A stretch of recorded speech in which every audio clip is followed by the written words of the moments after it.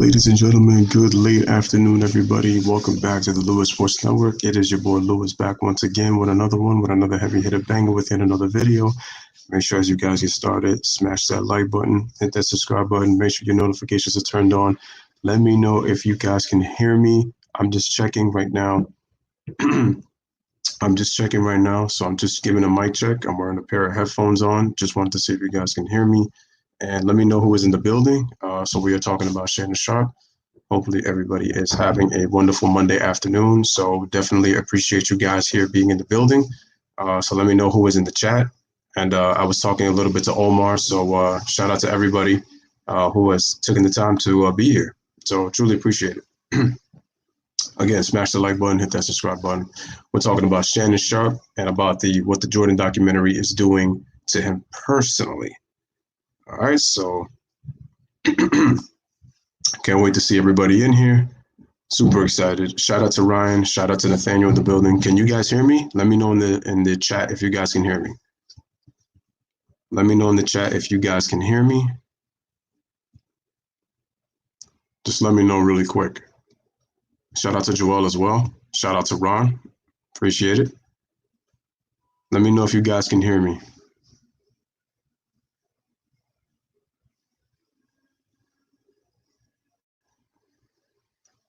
Let me see if you guys can hear me. Okay, Omar says he does. Perfect. Awesome. Shout out to Layla. All right, awesome. Thank you. All right. Try these wireless headphones just to see if I'll be able to talk with the chat, so this works. I don't know why Layla. Layla's already laughing as it is. I don't even know why, but I'm about to find out. Shout out to Ron. He says he has a question. All right, man. What's your question? Let me know real quick. Let me know what is your question. We are talking about this dude, O'Shea Sharpe. Awesome. They say loud and clear. Excellent. Awesome. That sounds great. Like I said, yeah, smash the like. Make sure to share this video on Reddit. Make sure to share it on your social media platforms. And let's get right into. Well, let me first say. So Ryan, actually, so you can go ahead and ask your question, and I'll make sure to answer it in the best way I can, as we wait for more people to come in. And while everybody says hi to everyone in the chat, again, shout out to Lowly One, shout out to Joel, shout out to Ryan, shout out to Ron. Shannon Sharpe, James. Shout out to Layla in the building. We are here and we are getting ready and getting started. So go ahead, Ryan. What is your question? On your later video on The Last Dance, can the chat do a favor before you start the subject of the question? What is it? What's the favor of the chat? And thank you, Layla, for the updated like count. Appreciate it.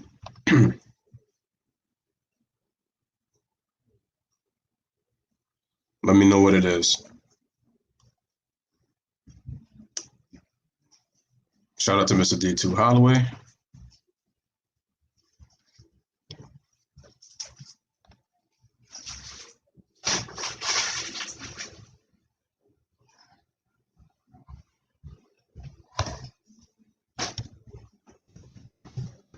So again, guys, continue to smash the like, hit that subscribe, and let me see what Ryan is going to ask before I get started on Shannon Sharpe, because I feel like we got to address this. And again, appreciate everybody coming through so far. And don't forget, we are doing The Last Dance. Oh, okay. So Ryan says, before we start, can we get a standing ovation? Let's give a standing ovation one for the documentary. That's number one. I thought it was an excellent 10-part documentary. And number two, a standing ovation for you guys, for you mods, holding it down during my live streams, holding it down for my videos, sharing them. Make sure you're watching. Standing ovation to Ryan, Joel, Layla, Mr. D2 Holloway, everybody. Shout out to D if you're out there. G Money, Sly, Duality, Jason, everybody out there. Ron, Watchful News. Like I said, man, I appreciate it. All right, so definitely a standing ovation, and I'll make sure you guys get another one for the second video later on tonight. Now, let's get down to business, shall we? Let's get to Shannon Sharpe James. So I said that when this documentary was going to release by Shannon Sharpe, that this was going to be open season on LeBron James. Why did I say that? Is because everybody was hoping what they would see from that documentary. And take a look at this. What's happened now is Shannon is losing this battle so bad that ever since Michael was called a bully, guess what? He has decided to run with that narrative all through the documentary. And I've heard plenty of people talk differently. I was just listening to a conversation by Jerry West because he was a guest on The Herd with Colin Cowherd. And if you guys go listen to that, you will be impressed by what you hear from Jerry West. And the way the logo describes Michael and Kobe and the way today's game is, and even talking about his Clippers, you can understand that Jerry West has a deep appreciation for the game, and he always keeps an objective mind, which is what I love about Jerry West. Shannon Sharpe, though, has been trying so damn hard to try and use the bully narrative on on Michael so bad that he's saying that it elevated Michael as a player, but then all it did is, demean him as a teammate. Well, Shannon Sharpe, we had Will Perdue who was on today. And what did he say? He said about the things that all those guys were. Steve Kerr even said some of the things, which I will touch on Steve Kerr in later on in the second video. Oh, Shannon Sharpe went ballistic. Not just him. So did Brian Windhorst. So there was a reason that I didn't go live last night, was because I wanted to see who was going to react to the video from the people that have been watching it, especially people in the media. So guess what? They had Brian Windhorst, and the look on his face, Mr. Crimson Chin himself, Brian Windhorst was so disgusted. I mean, he was so petty. He was so triggered. I mean, what can you do? It was really that bad for him. He really had nothing to say.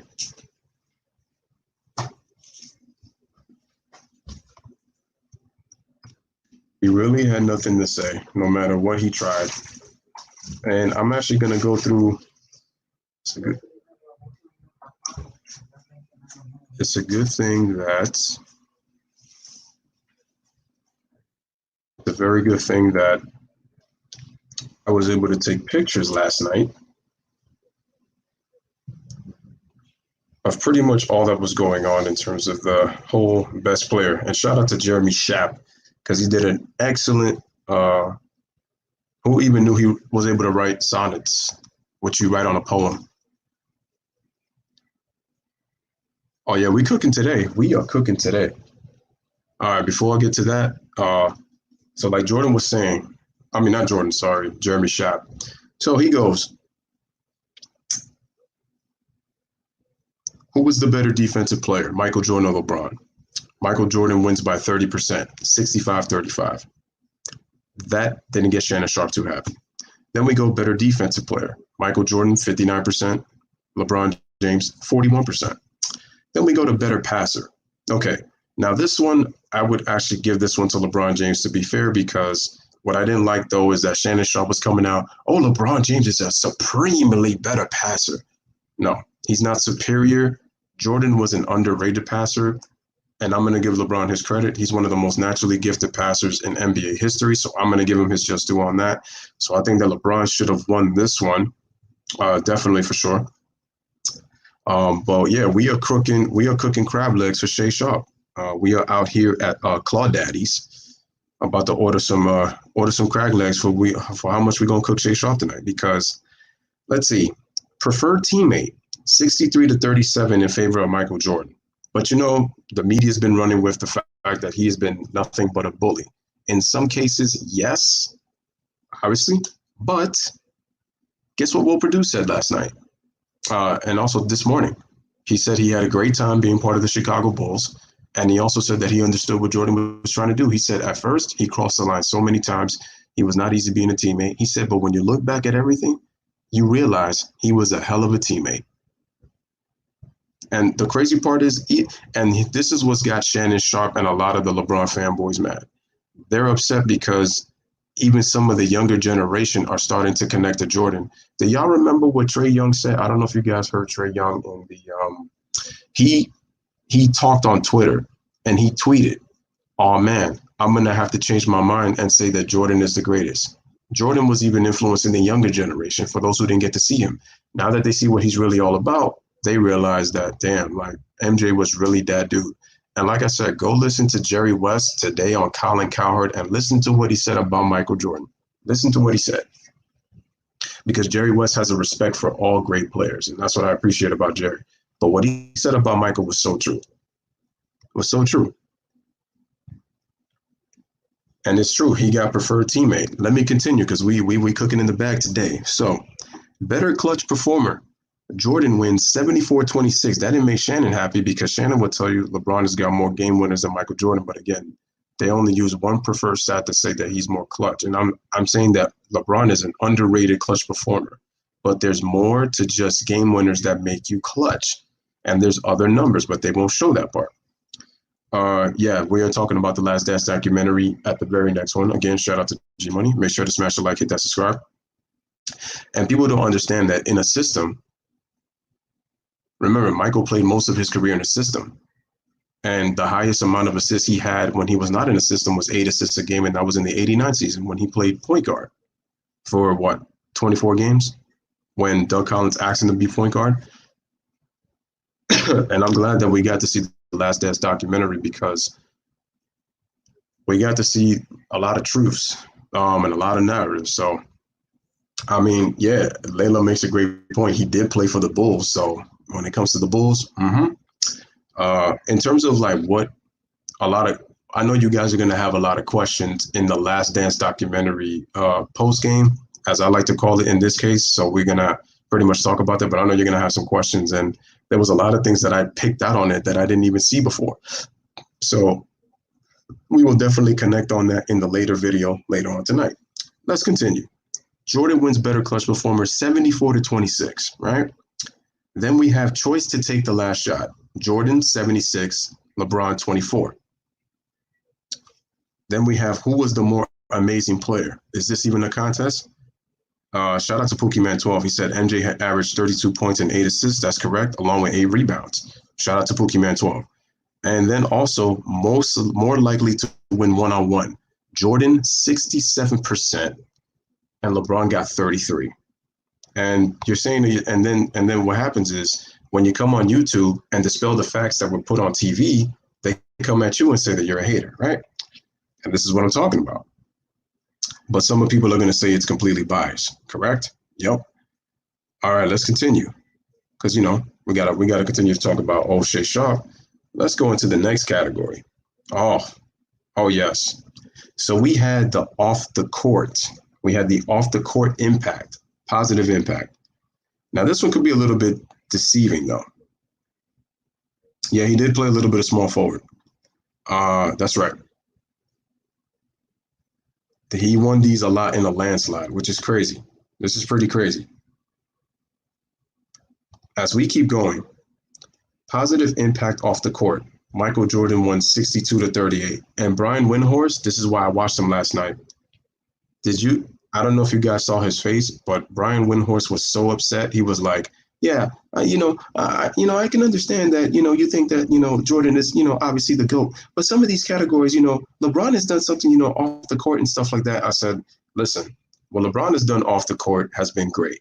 The issue that I'm having with LeBron is why are you so focused on Michael Jordan instead of worrying about yourself? Just worry about yourself, man, and it'll be all good. I mean, because I'm going to get to Channing Frye in a second and what he said.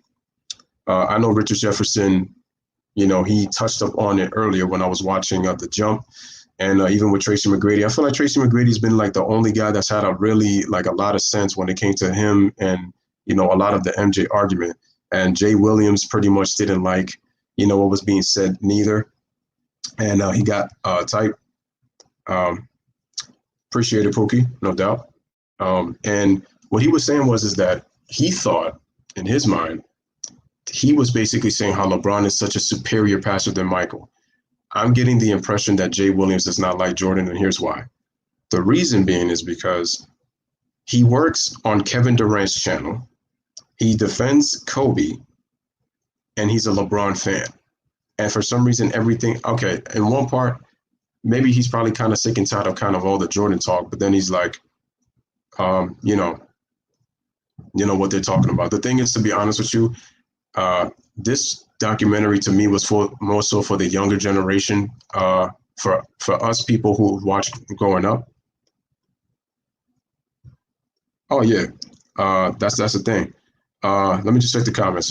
From what I've seen, says Ryan, LeBron acts like this great mate, but he will turn his back on them when he feels he has no motion. And that was the thing I was noticing too. At the very least, Jordan was actually straight up with you. For the most part, there's some things that he probably kind of, didn't do, but at the same time, he really was more straight up with the teammates. I mean, again, it really depends on how you take criticism. It really depends on how you take criticism. If you're not mentally tough enough to deal with that, there's no way that you're gonna look at it as being bullied, because it's harsh criticism that you're not gonna be able to take. So I understand that. Shout out to Maze, man. He says, my guy. Shout out to my guy, Maze. Appreciate you, man. Appreciate Maze. So continuing and talking about Shannon Sharpe, this is what was killing him. Oh, and like I said with Brian Windhorst, at the end, Scott Van Pelt was like, oh, Scott, take care. Always good talking to you, even though this argument was never going to end. It's never going to end because of what the media is creating, ladies and gentlemen. That's the problem. Why do you think that Jordan is talked about even 17 years after retirement? They still keep trying to find the next guy who can elevate the league in the way that Michael Jordan did. Just look at his sneakers, $132 million in sales just last year. In his rookie year, $126 million when it was projected to sell 3 million pairs in merchandise by year 3, and they made $126 million in 1 year. And what I'm saying is that LeBron is, he's unbelievable, man. The man is a great player, but you're not going to touch MJ. And the thing is that why is it that this guy continues to keep telling his friends that are now in the media to say things? And you know what Channing Frye said that really kind of got me tight? He's like, well, I obviously was trolling and I said what I said, but I didn't think it was going to get a reaction. I said, you should know the social media game by now, man. Like, you should know the documentary. And look at it this way. And Skip kind of said this. Skip was saying this, as I put these two on. Now, let me get objective really quick. I get really tired of Skip Bayless. Listen, for those who don't think that Skip worked in the Chicago Tribune, he did work in the Chicago Tribune. And you know how I know? The reason that I know he worked in the Chicago Tribune is there's a 1998 championship video of the Chicago Bulls. If you guys type it in on YouTube and you guys watch it, Skip makes a couple of appearances on that documentary. But the reason that Skip cannot be on that documentary is for a certain reason. Ladies and gentlemen, who produced the documentary? You see, there's a clue right on your screen as you look at the thumbnail, and Skip is standing right behind it. Then let me ask you the next question. What current network does he work for? That will tell you why Skip could not be on the documentary.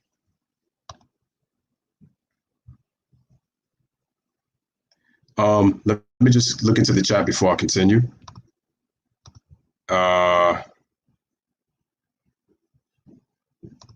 Yeah, even us didn't watch his whole career. The guy we saw from the start was Kobe, not MJ Lewis. So it was for us too. No, in a sense, it was in a sense. I mean, the thing is, you have to put yourself in a certain category, because there's certain people who are going to say, well, I saw my era is Kobe, and then you have the older ones who say my era is Jordan. So I'm saying, like, for the ones that grew up in Kobe's era, yeah, there was things that you were going to have to watch with MJ.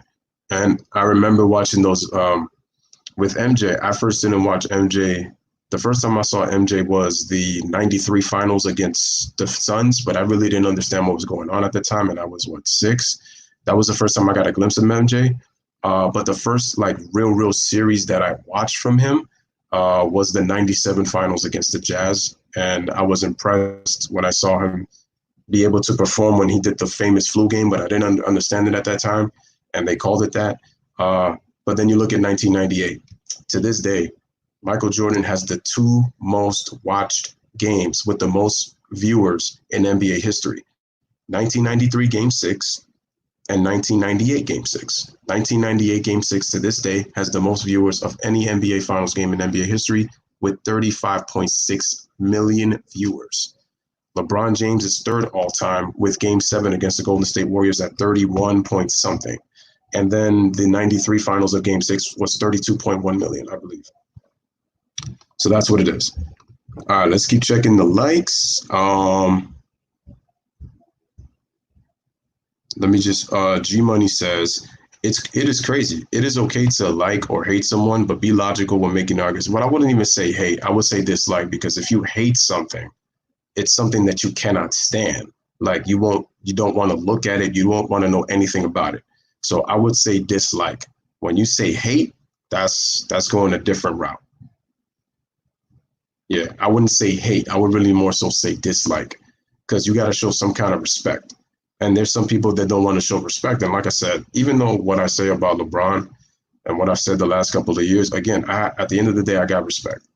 It's just like, again, I don't go kissing behinds of like none of these players. Even though like when I talk in the documentary and I try to, spit facts, it's a matter of I'm kissing behind. No, I'm being presented what's in front of me. I try to study things objectively, and then I tell you what I think. So D. Holloway says, Jay Williams was drafted by the Bulls few after their run. That pressure was crazy. Coming out of Duke, first-round draft pick and player of the year, I wouldn't be surprised if there's some hate. True. And on top of that, when you really think about it, wasn't he a number 2 pick, I believe? I believe he was a number 2. What draft was this, 2001 or 2002? I think this was 2002, because he was pretty high. I know he was a top 10 pick. What's Jay? Yo, Lewis, what makes someone a better passer? Is it the flash and flair, or is it the number of assists per game that makes you better? That's a very good question, because people, you have to use context when it comes to passing. When I look at Michael Jordan, he was not the flashiest passer, even though he can make some flashy passes, but he was pinpoint in his passing. When I look at Larry Bird, he had the ability to be flashy and he had the ability to be pinpoint. The key thing to a great passer is your ability to see the floor. Your ability to see the floor.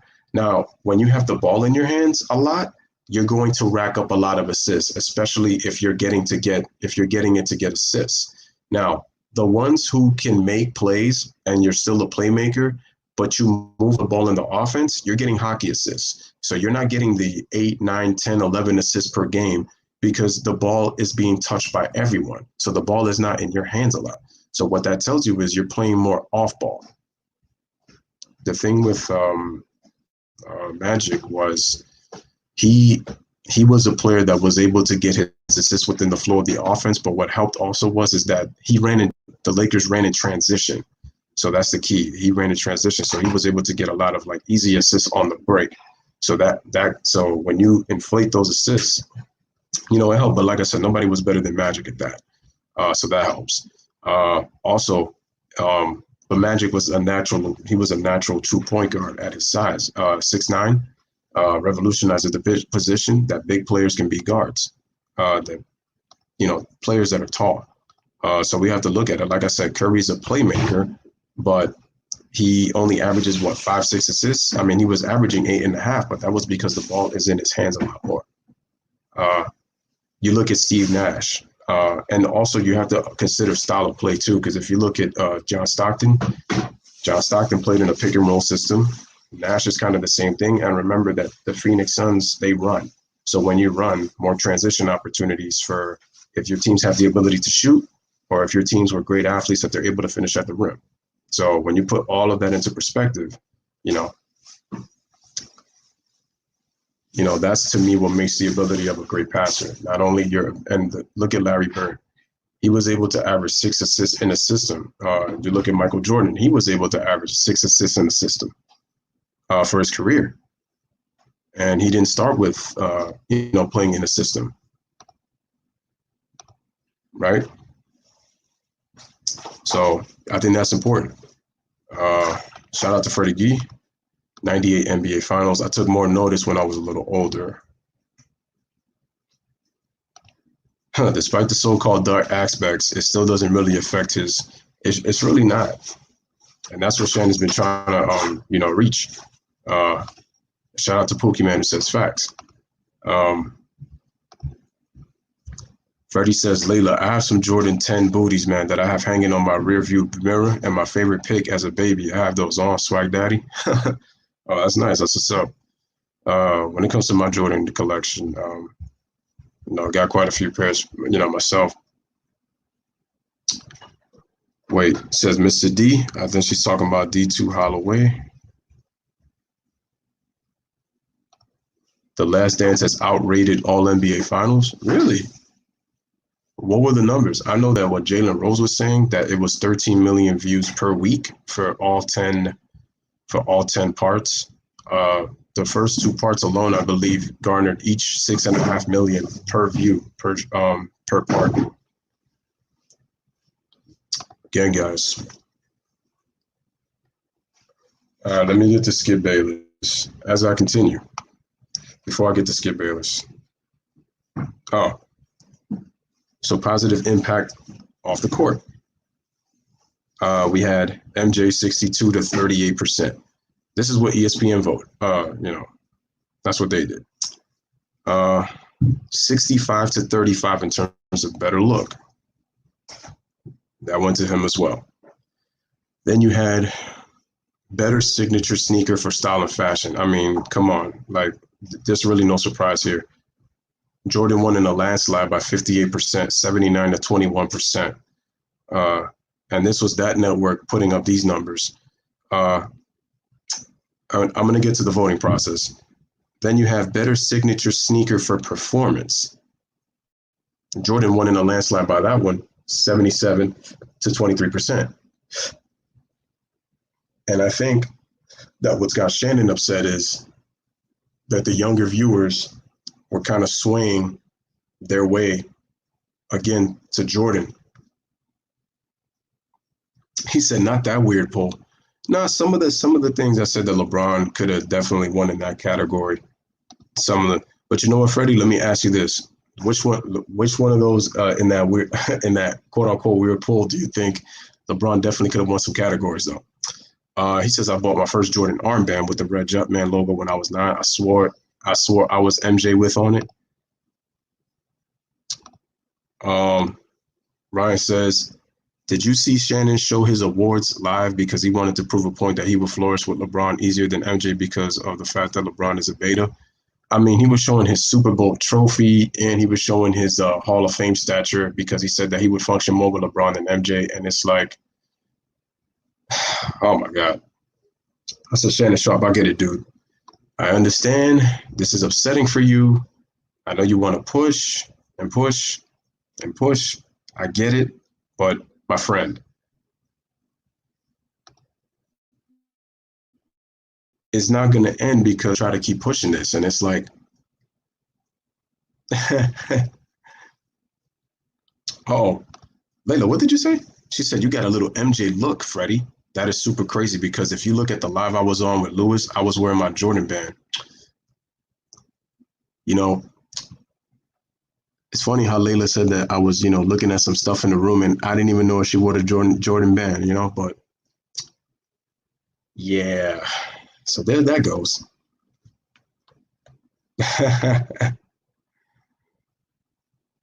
Oh yeah, true.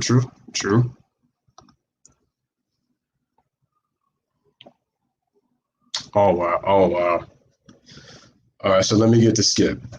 Here's what I didn't appreciate about Skip. Skip constantly trying to remind everybody that he was there for the 98 Bulls when he covered the last season. I think, no. I agreed with LeBron being the better passer. The thing was Jay and Shannon took it over the top with the whole superior. Listen, LeBron is one of the greatest to ever pass the basketball. Okay. And I've seen so many great passers to ever play this game. And LeBron is definitely up there. But the issue that I'm having is that I know that they're mad that Jordan was pretty much winning the off the court. It's like when you just look at the global impact, it's like, listen, LeBron is what it is in America, but Jordan is global. Shannon doesn't want to understand that, and he's still trying to convince the American public that LeBron is the greatest. Just when Shannon Fry kind of did the same thing and basically said that all MJ did was to score. And I know Tracy said, "Wow, like crazy." No, this is just with Michael Jordan. Yes, he is a slightly better passer than Jordan. But the issue is that when you compare him to guys like Magic, he's not on Magic's level. That's the thing. That's the thing. Can't win every single category. He's not gonna Jordan's not gonna win every single category, but he won that in a landslide. But what's crazy was that LeBron didn't win a single category with that poll. That's the thing. And like I said before, Michael was underrated. And here's the thing: people got to understand this about MJ that Channing Frye refuses to understand. And I know, old boy Bronny James put him up to it to talk to troll MJ. The thing is, MJ was underrated at passing, but the thing is, you have to understand Michael's athleticism, Michael's ability to score the basketball, his scoring abilities overshadowed what great of a defender he was and how underrated of a passer he was and how great of an offensive rebounder he was. Because of his ability to entertain and that charisma and have that aura, it overshadowed the other parts of Jordan.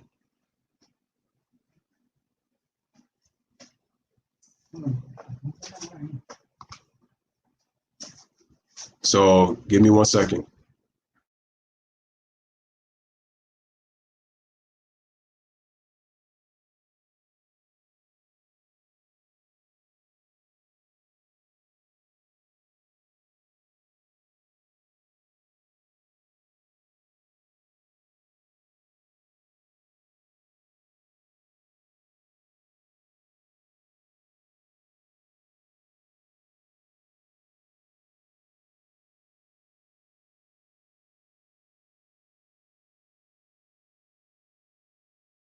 I'm sorry.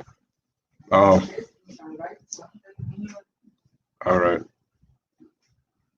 And this is what's embarrassing about Shannon Sharpe. I wish this would all stop. I want to enjoy LeBron. This makes it difficult. That's my problem.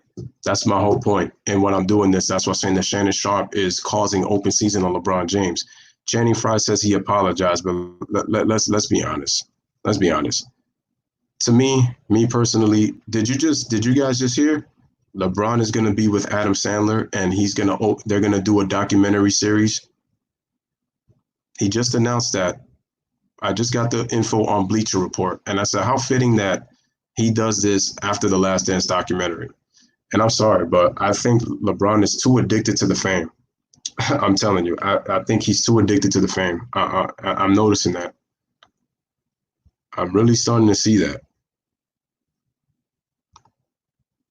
Oh, chill. Like I said, I got bad memories about that Duce. That is one combo. Whew.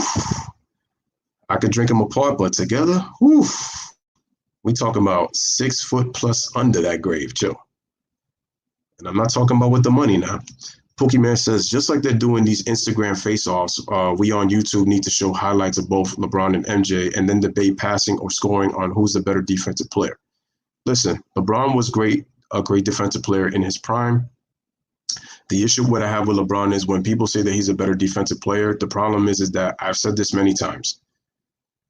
I cannot put on the LeBron on the defense at the level of Michael Jordan, considering the fact that he stopped playing defense after he didn't get the Defensive Player of the Year award, which he should have gotten in 2013 over Marc Gasol. That to me was some BS by the media. I'm saying it once and I'm saying it again. LeBron should have been Defensive Player of the Year in 2013. Okay?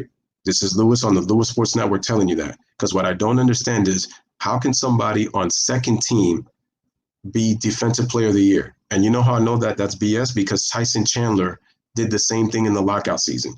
He won Defensive Player of the Year, but he was second team All NBA defense. And I said, how does that happen? Okay, 1 year, but it happened back-to-back years. Now, my issue with LeBron was instead of proving to people that he was an elite level defender and prove that they were not going to get that award, LeBron just said, since they're not going to give me that award, I'm not going to really play defense anymore. And he really hasn't the last 5-6 seasons. Now, kudos to him for stepping up his defense a little bit this year. But people have been, saying about all the stuff that he's doing. And it's like, Shannon Sharpe, you need to stop capping this bad because it's already looking bad that now you have younger people, younger generations kind of swaying over the Jordan after seeing this documentary. But the fact that you're doing this for clout, for ratings, just to get people riled up, try to brainwash the blind witnesses out there. Because what I can't stand about Skip is he be omitting facts himself about Jordan, where he talks about that MJ was this supreme leader and how he made all of his teammates. I get all that. Listen, and I want to touch back on what Freddie Gee said, and Freddie Gee makes a good point on Jerry Krause. We can hate on the man all he wants, but he really built a very good team around MJ that utilized the MJ strengths. And shout out to Watchful News for coming through. He really built a team around MJ to utilize his strengths. He knew what would help the team to become champions eventually. It took Phil Jackson's mental philosophy, Jordan's drill sergeant tactics. It took a balance because you even heard Scottie Pippen say it in the documentary. We needed a little bit of that. You know why? Because it's going to keep people on edge. It really depends on how you take it. This was all about building your mental toughness, stamina, so that when the situation comes in a pressure time situation, you will be ready. Well, Freddie Gee with an objective point. He says, wow, I clicked that off. Bron is a man, MJ is a man. I don't see them as alphas and betas. I mean, check out what the man Kobe Bean said, man, when I released that video. He said we shouldn't be comparing errors. And I feel bad. Here's the thing with Kobe, though. The fact that he patterned just about everything after MJ, that's why he kind of gets disrespected again by a lot of dudes who are not a fan of it or who are not fans of his. They're like, stop acting because you emulated everything. But I got to give Kobe credit in this regard, man. He kind of gave people that MJ void. How many players did he play against in Kobe's time when Kobe was in his prime? They'll still tell you to this day that Kobe Bryant was the Michael Jordan of their era. So got to give respect. But Shannon Sharpe really needs to stop because he tried to take one thing. So look at that. He couldn't even talk about the documentary about Steve Kerr.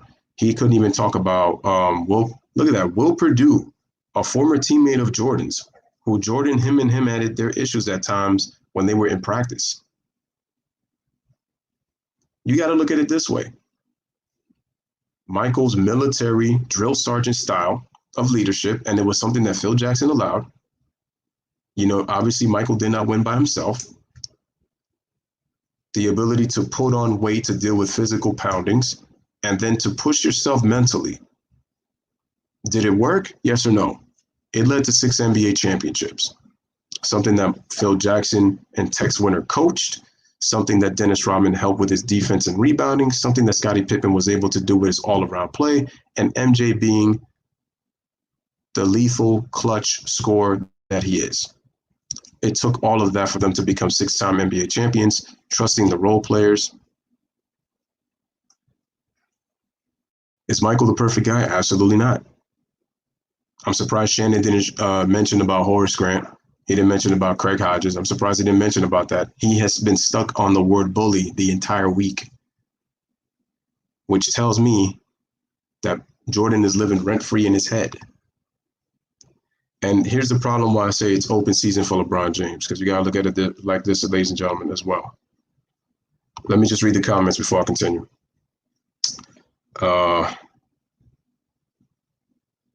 Turnovers do play a part. That's very true. Good point, Mr. D. Holloway. LeBron was given so many unearned awards. His record does not add up to as many participation trophies. The media gets a lot of blame for this too, and I blame LeBron for allowing himself to play to the media's card.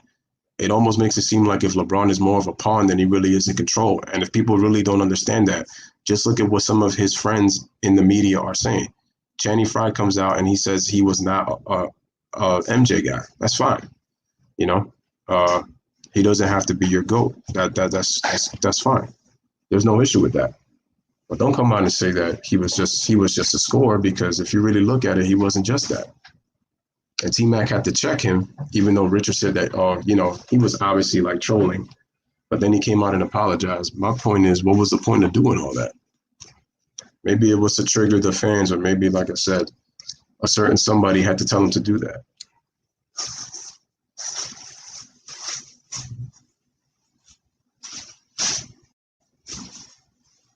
Smash the like.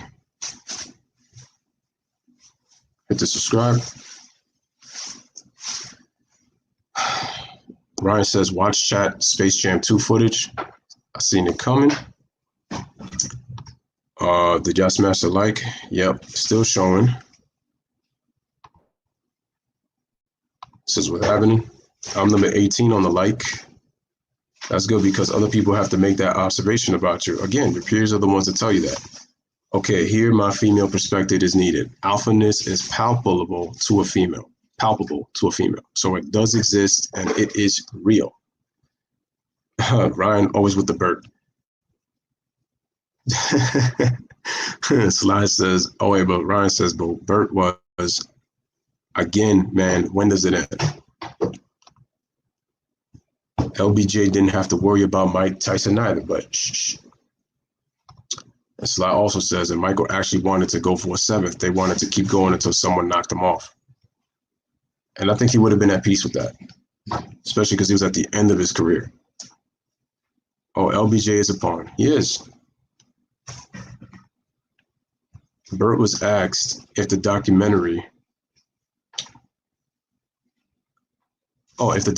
if it's swayed people OD, Jordan being the GOAT over LeBron, of course, Bert said LeBron is still number one.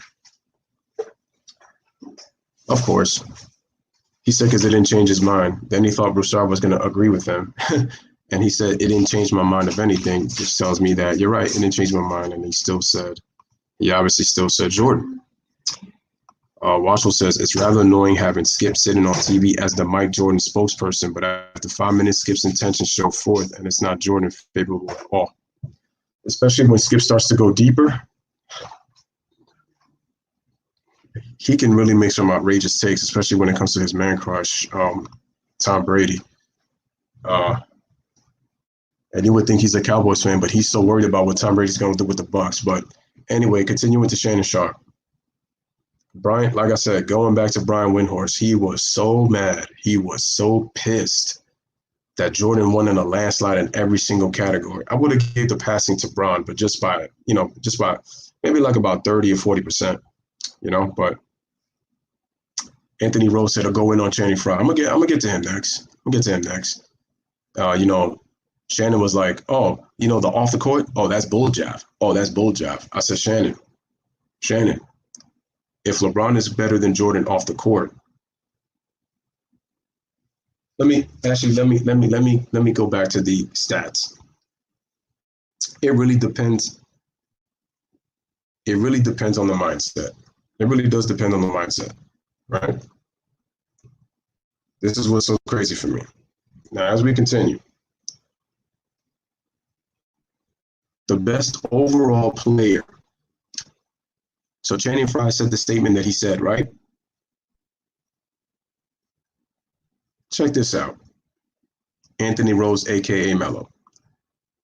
Best overall, Michael Jordan wins in a landslide, 79-21 on LeBron James. At 35 years or older, he's the better player over LeBron James. Let me give LeBron his credit and his just due. He's playing very well in his 17th season, but the media continues to act like this has never been done before. Kobe Bryant did it in his 17th season, a year younger. The only difference is LeBron is leading the league in assists. It's not that crazy. And again, I'm not here disrespecting Bron.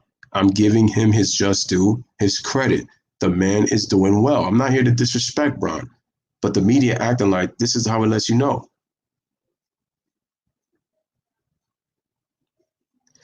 I don't have an issue if you don't think LeBron is the GOAT. I said LeBron is the GOAT. if you think Jordan is the GOAT, I'm just saying be objective. That's all it is. The problem is people are saying, this guy was never special. Though how did the young generation all of a sudden get swayed to this guy if it wasn't nothing special? And you would think that the younger generation was, kind of pro LeBron. But here's the thing also. The thing is also, kids were not able to vote. At least kids that were old enough. Now, Shannon Sharpe would have loved to get opinions of kids because a lot of them are young and a lot of them, are Laker fan, a lot of them are LeBron fans too because they're young and they're part of this generation. I don't fault them for that. If, they think LeBron is the greatest. It's like, but again, Shannon, stop capping, bro. No matter what you do, no matter what you try, LeBron is not going to touch MJ. Let LeBron focus on his career. And I'm glad Freddie Gee agreed with me when he was saying Kobe really needs to keep it real. This is why I said that if LeBron stopped being so narcissistic and stopped playing to the media, trust me, he would be much more respected. Now, would he get hate by the media? Yeah, which is why I said I feel sorry for him when he retires because he's going to get it a lot worse. And if people don't believe me, let LeBron not win another title. If he doesn't win another title, I'm telling you, it's going to be open season on him. I'm telling you. So people could call me hater all they want, but I'm telling you, and I'm saying it right now. I'm telling you, those guys have never. Again, they deride to all the narratives. That I don't have it. Like I said, I don't got an issue if you disagree with LeBron being the GOAT, but be objective about other great players. Nobody got to be disrespected. When I say Jordan is the GOAT, because I really feel like he was the best player that I had ever seen. That's it. Again. And then another thing is that I'm getting sick and tired of guys like Shannon Sharpe, guys like Nick Wright, talking about how he needs to be number one and this and this. They never give their reasons for why the other players belong on the list that they do, but notice that they only talk about their favorite player, whether it's for ratings or because they honestly truly believe that way. They'll talk about other people, but they'll never mention. You notice that they never talk about the other players on their list as to why they are the great. And if they do, it's very minimal. But when it comes to their player, they have to make sure that they get everything down. Now, you notice when I did my top 10 list, how I was able to break down why I had the players I had in the position that they did. And I was able to break it down in the way that I knew best. Whether you agree or disagree with me. And like I said, shout out to Anthony Rose. Pookie Man 12 says, I was a Kobe guy, but after this documentary, I have to go with MJ. I now see the same arguments the media used to take Kobe down. They are trying to use on MJ. Yes. And the thing is that MJ is he was the better player, than Kobe.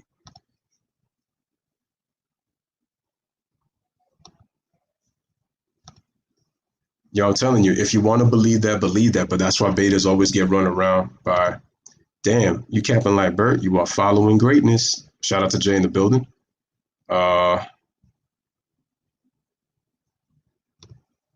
You hang out with the LeBron followers? Nah.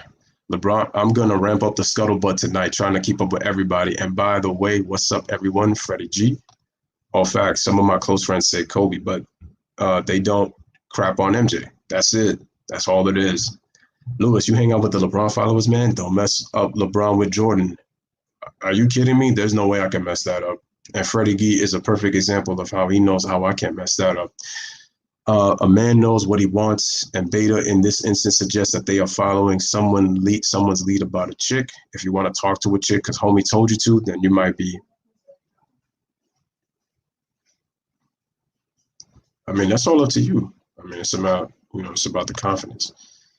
98 East Conference Finals show how real the East was back then. It made me honor the Eastern Conference because of the Bulls, Pacers, Sixers, Bucks, Pacers, Pistons, Nets, and Heat. Major respect on that slot. And like I said, I'm going to break down all that in the Jordan documentary on parts 9 and 10 because I think this is going to be very good, especially from the stuff that I picked up. I think it's pretty interesting. We already know we need your input. The chat is getting deeper and deeper every single day. You know that. Kids didn't see MJ. The votes matter when you've seen both careers pretty much in full. Yeah, and it's true what Jay said because kids are not going to be able to put an impact on it because they've never seen him play. It's the people who saw both of these guys play, and I've seen both. Okay? Shout out to everybody in the chat. And if they do give reasons, they'll bend the truth or tell an outright lie to fit their narrative. You mean VeggieTales. Nick, wrong. No, you mean Gonzo. You mean Gonzo. I'm sorry, but Shannon's infatuation with LeBron James is getting real sick. The man is 52 years old, keeps himself in unbelievable shape. I told you, great storyteller at the cookout. But man, your love for another man is getting quite sus, my man.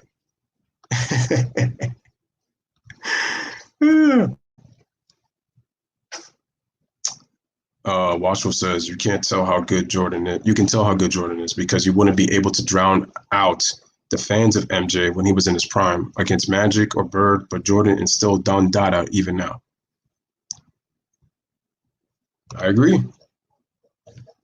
Specifically, if he doesn't win the title with the Laker fans are gonna go all in. And I'm telling you, he will get a little wild sometimes for the. Yeah, he will.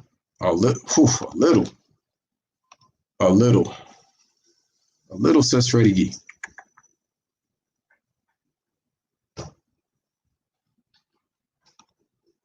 This another dude right here. All right, so I'm gonna get on him.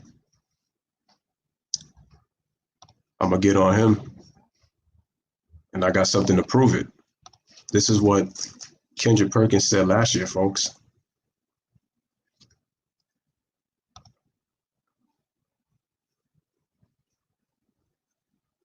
G Money says exactly, Ron. This dude got 5 jerseys of LeBron and a blanket of LeBron. That tells you all on Shannon Sharpe. Ron, it's already started. It started last year when Braun had his injury.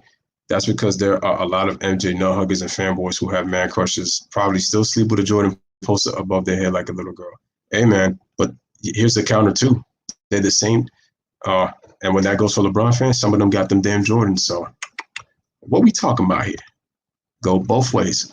You were thinking earlier Jordan, but made a mistake saying instead of Jordan when you were talking about your point. Oh, I see what you're saying. Yeah, I know you were trolling. Shout out for the update.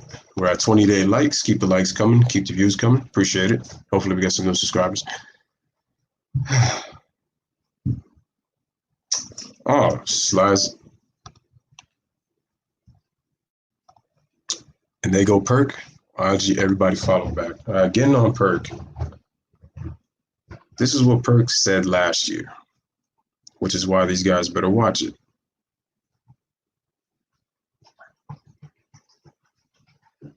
This was tweeted less than a year ago. So this was June 2019. Kendrick Perkins, official Twitter, and I quote, he goes, here is my take. MJ is the GOAT. This is while he was with, he had just retired in 2018. But this is what Kendrick Perkins said. He was replying to a person on Twitter. Here's my take. MJ is the GOAT. He says, no disrespect to anybody, but that man was special. This was in June of 2019, June 18th, 2019. June 18th, 2019. Since he got a job on ESPN, he's been pushing the LeBron narrative, and I'm asking you, Kendrick Perkins, what changed? There's no way you're telling me that you go from Jordan is the GOAT all of a sudden. Hold on a second. Let me see what Layla said. The issue is that no matter how many titles you get, you can't erase 6 losses. I'm sorry. Losses have to hurt you at some point. Everybody's a champion. Yeah, I mean, I said at the end of the day, man, I mean, 4 MVPs, 3 NBA championships, 3 NBA finals MVPs, you can't take those away, no matter how much you like it. But when you're comparing yourself to the other great winners, you have 6 finals losses. So the championships you cannot take away, but 6 losses are 6 losses.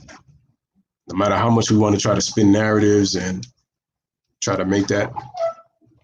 I'm going to make Freddie Gee very happy tonight in terms about the underdog odds, even though he knew this. Perk tried Steph on IRL. Boy, you better sit down before I get Steph Curry.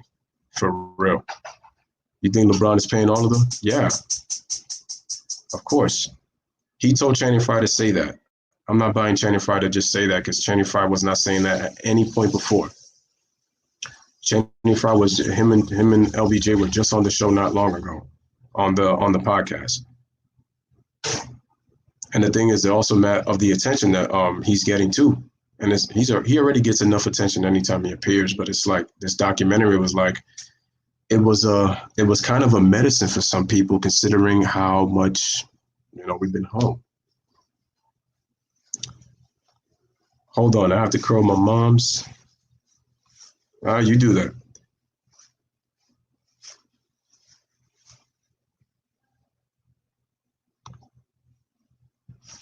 So Hoop Mama's up. Nobody calls Jerry West a coach because he's won it in the finals. And this is the reason why I have Wilt Chamberlain as low as I do. Now, you can make a case that he was the greatest center of all time, but you lost 4 out of 6 NBA finals, which tells you that if Wilt was a little bit more of a team player, he would be much higher because your statistical dominance in some ways has got to affect winning. And Wilt played on some talented teams. He was about himself and his numbers, and that's why he lost. It wasn't just the fact that he played against stacked teams, against Bill Russell for that matter.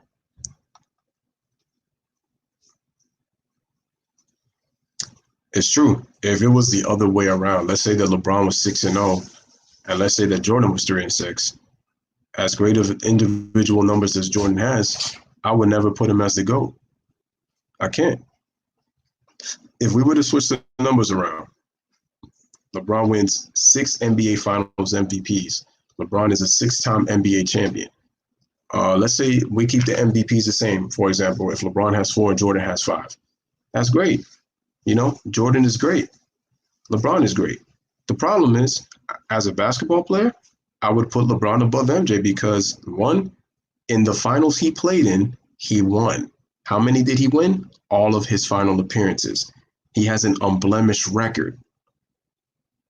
The dude was the best player in every single series. Now, I see what happens also because what they'll tell you is then they might say that if, let's say that LeBron was playing in Jordan's – well, no. Let's keep the times the same. Let's say that Jordan is 3-6 in the 90s. He went to 9 NBA Finals. What his fans would probably tell you in a sense would be that, he went against stiff competition. There's no way that, that LeBron would have been able to deal with what Jordan went through in his time. The argument would switch. So you see what I'm saying? LeBron goes 6-0. Shout out to Tyree, man. Appreciate you in the building. But see, what they're trying to tell you is that LeBron's 6-0 would hold so much merit because here's a stat that nobody knows about. LeBron's competition in the NBA Finals, the average of wins is 60.8. Okay? 60.8 average of wins in the NBA Finals. Michael Jordan, 61.2. Now, is the difference drastic? No. That would tell you that both players had competition in the NBA Finals. But that also dispels the myth that Jordan didn't have competition because he did. So just how we praise LeBron, let me get to the underdog stuff before I continue. But let me first look at the comments though. Let me see. I get a good chuckle watching this LeBron campaign being brought out. It reminds me of Chris Rock in that movie CB4 Gangsters, man. It's just an act. Layla says, yeah, Freddie, gotta hook mommy up. Still listening. Exactly. And he says, again, shout out to Tyree. Sly says, Sixers, 67 Sixers and 72 Lakers were all-time teams. Warriors Wilt had the godly numbers. Mm-hmm. Yeah, if you look at the all-time teams, I believe the Sixers, they won what, 66 or 67 games, I think the year that they finally won the title. And then the 72 Lakers won it then, NBA record 69 wins. They won 69-13.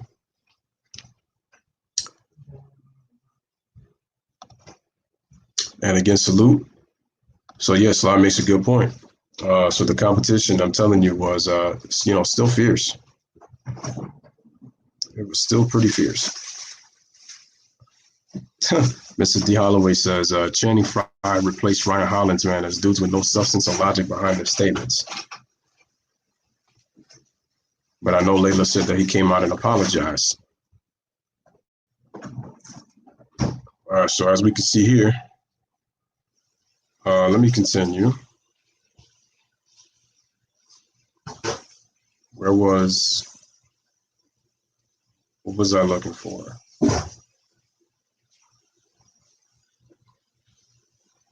Yeah, so that was what Kendrick Perkins has said last year. He basically said that Jordan was the GOAT last year, and then this year he decided to go on the LeBron bandwagon. And what he's saying is he keeps trying to omit facts. So what he tried to do was he was trying to compare the last three NBA finals for both players. And like Skip Bayless told him, he said, nice try. He told him, nice try. But he tried to omit.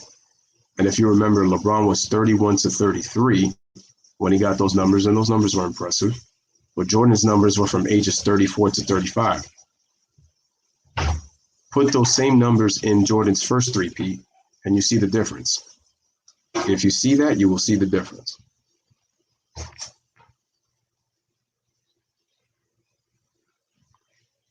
So that just lets you know right there.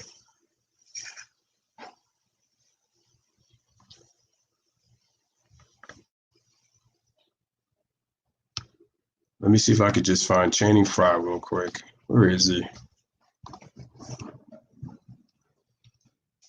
Let me find your boy.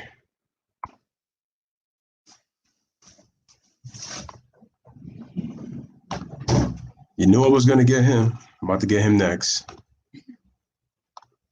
I'm about to go get him now. Here he comes. There he is. Now, Shannon Sharpe, I can leave you alone for a second. Let's get to your boy right here, Channing Frye.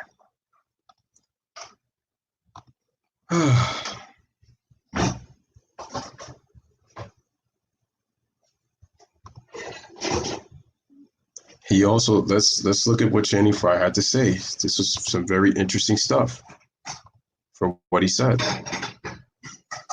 Let's take a look at what he said. Right, folks? Let's take a look.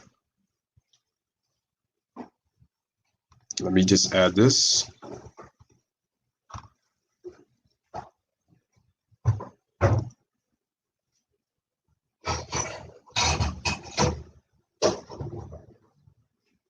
Let's see. Tyree says, did blank tell Stephen A to spit the ride for LeBron because last year he was all over and now his camp is controlling.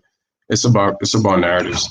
Ron says, out of MJ's 6, one could argue that 4 of those were pretty hard fought despite not going 7 games. Definitely agree with that. Let's see what the man said.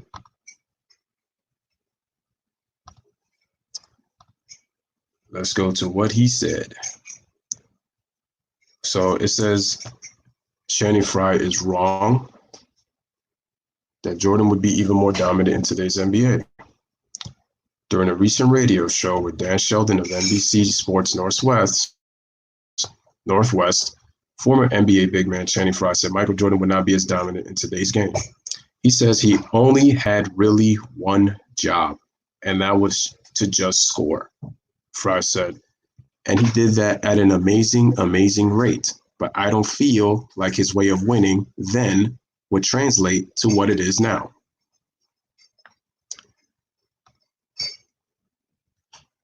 See, I would respect this at the very least if it was a form of his own opinion.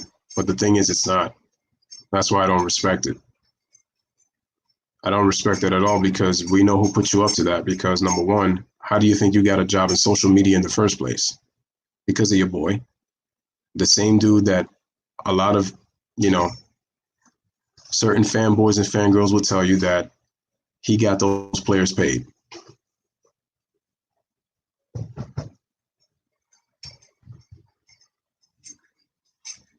See, the issue I have is when the accountability is all good for, LBJ, it's, it's all peaches and cream.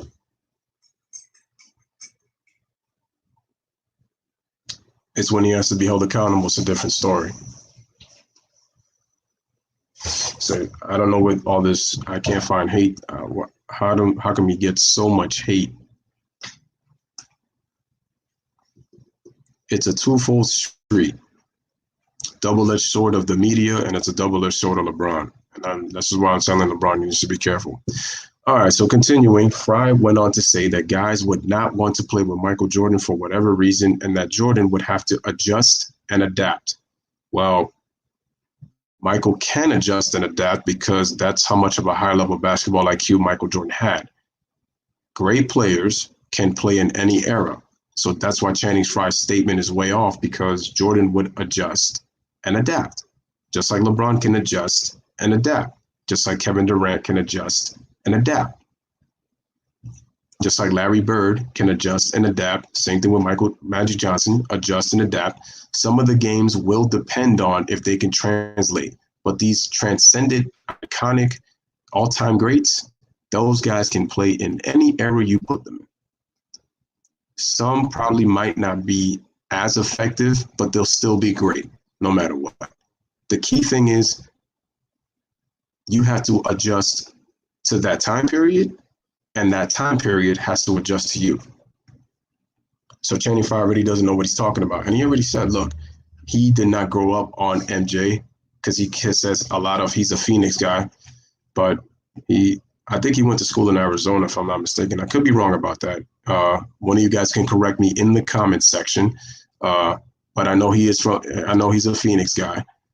Channing was mostly a three-point shooter. His game was really to space the floor, not much of a rebounder. And Channing Frye was almost, 7 feet tall? Almost. So, but Channing Frye, you mean to tell me that you honestly believe that what you said was not going to get a reaction? This is the social media era. Everybody comments on everything, whatever a famous person puts up, especially if you follow that person. Okay? People pay attention to what you do. So what you said you didn't think was going to get a reaction? What's going on right now, Channing Frye? The Last Dance documentary. Another thing, what people were talking about, I think a lot of people were talking about, I guess, making a big deal about the fact that LeBron was doing that whole graduation I Promise School thing on the day on Sunday, knowing that the Last Dance documentary was on. I'm not really going to get into that, to be honest. Some people have already said that they felt like he did that on purpose to set the date, knowing that the thing was on. I really don't know on that. But I will say this. LeBron has picked his spots when to get attention. That's what I'm going to say about him. He's picked his spots. Has he been in the total limelight? No. But the thing is, notice that they use every single time they're using Jordan's name still and compare themselves. Jordan is still the standard bearer even in retirement, folks. He's still the standard bearer even in retirement. That's the crazy part. So when I hear Kendrick Perkins say, oh, I think what LeBron is doing, he's simply amazing. I think, that's why I think I got LeBron, as the GOAT. No disrespect to MJ. I said, but you just said MJ was the GOAT last year, Perk, on Twitter, on your official Twitter account. What changed, bro? What changed? Don't you forget that he played with LeBron? So come on, man. Now Perk is a TV personality on the jump, making all of his points. Even Tracy McGrady had to check Channing Frye today, even though he said, I know he was like, Channing Frye, he's trolling. And then T-Mac said, again. So let me get back to Channing Frye when he said that Michael was just a scorer. All right. Channing Frye, when you play defense, is that a part of scoring or is that something different? Because last time I checked, playing defense is playing on the other end of the court, which means that, well, Michael can score and defend. Well, that's already more than one thing. Let's see. What makes Michael Jordan versatile on defense? He can block shots. That's one. He can defend his position. That's 2. He can get steals. That's 3. He already does 3 things on defense already. He can move very laterally on defense. That's 4.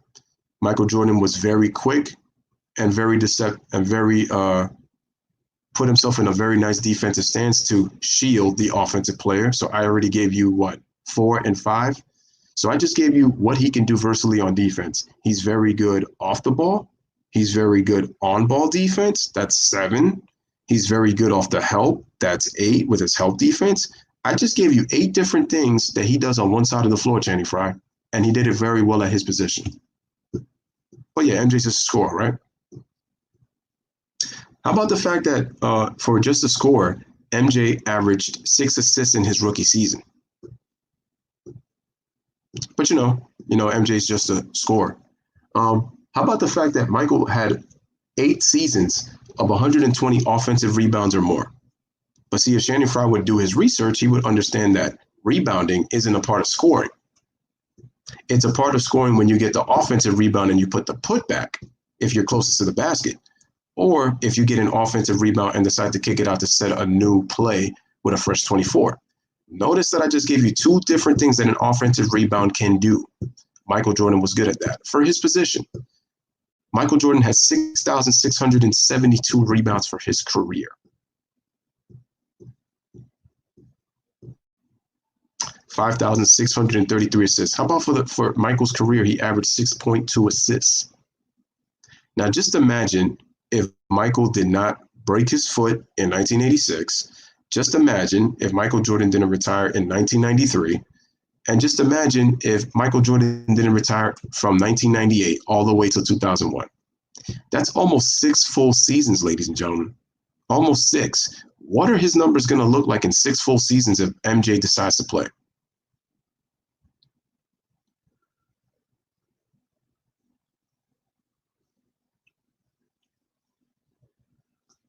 And then on top of that, I mean, he had crisp handle. I'm not talking about fancy handle. I'm not talking about crossing guys up like we see in today's game. I'm talking about MJ had very crisp handle. And what helped was he had big hands. He had the ability to palm the ball, which helped him on the offensive end a lot. Michael was an underrated passer. Channing Frye, I just gave you so many different dimensions to MJ's game. The man played point guard and had 10 triple doubles in 11 games in 24 starts at the point guard position. Jordan nearly averaged a triple double in the 24 games he was point guard, which shows you that Jordan is very versatile. So did you hear what I just said right there? So you can't say that Jordan was just a scorer, Channing Frye, because I just debunked you right there. So if you did that for trolling and clout, fine. I guess you did it to get the attention, but don't sit here and say that, oh, I didn't think it was going to get attention. Come on, man. When I hear somebody say that, that just tells me a certain somebody was in your ear to put that out. And then on top of that, now, all of a sudden, now that the doc is over, and that's why Shannon Sharpe was so happy that the documentary is over, because we don't get to talk about MJ. But you media guys are slow slick. Because the thing is also LeBron's not playing basketball. So there really isn't nothing to talk about. But you guys will find anything to talk about. And see, look, since LeBron is now supposed to, quote unquote, come out with this documentary, guess what? I bet you they're going to make a topic of LeBron coming out with a Netflix documentary. So it's going to happen. So Shannon Frye, let me check the comments before I continue reading because there's more. LeBron, why you got Burns defending you, man? Perk and Frye begging for that change at 5-point station. Facts. Somebody should have slapped Shannon Frye and told him that winning translates in any time. Exactly. Being able to adjust and adapt is part of being a great player. The documentary gave me a whole new appreciation for Jordan. Shout out to Dylan Savage in the building. LeBron needs his bench warmers to tell the media how good he is. And that's what I'm saying, man. If you're telling people that constantly, Jordan would not adjust and adapt to these wussy style of play, bend their will to the floor, because there's not one player in this era who's more successful than he is. You know what? You make a good point, Washington News, because you know why? Because you can make the case that Jordan would be too good that it would be something that they never seen before. They would think that he's from another time. So you make a good point. If Jordan really were to stick to his game, and let's say that he adds that 3-point shot, he'd be unguardable with the way that the rules are today. Winetta says, didn't Jamal Crawford check Channing Frye on his hurt feelings statement? Yeah, I remember. Shout out to Winetta. Shout out to Winetta Thomas, man. She's speaking the truth because Jamal Crawford quickly checked off Channing Frye when he made those comments. And like Layla said, he ended up apologizing. And the annoying thing, he had Richard Jefferson beside him. Oh, yeah. And if y'all saw my video, when Channing Frye was trolling with Richard Jefferson, they were talking about LeBron when he was about to pass Jordan on the all-time scoring list. And it's funny how they playfully said that LeBron was a ball hog. And I said that as great of a passer as LeBron is and initiates the offense, they low-key were telling Channing Frye and Rich were both low-key telling the truth, though. It's crazy how even some of LeBron's friends kind of slip up and tell things that people have been saying for a while about LeBron. It's just they never, for some reason, are able to catch themselves and don't face the backlash. Because remember, a certain somebody's going to come out and say, well, I didn't say those things. So if it didn't come from me, there's no way that it's, me. Like I said, come on, man. They looked and sounded like two bitter females from a washed-up female's entourage who was angry at a man that dumped her. Channing Frye and Kendrick Perkins are dangerous approaching Ryan Hollins territory. Damn, I've never seen Ryan Hollins this quiet. I even forgot about her. And I brought him up. Now Perk trying to give all the credit to Phil Jackson now. Listen. Well, I'll address Phil in the documentary reaction. I'll do that in the reaction. Watchful News says, Jordan is alpha. Ron is told he's alpha. I don't consider alphas being given titles. Real alphas exude it through their pores. Their work shows it in the crunch. Sly says Van Exel had big hands too.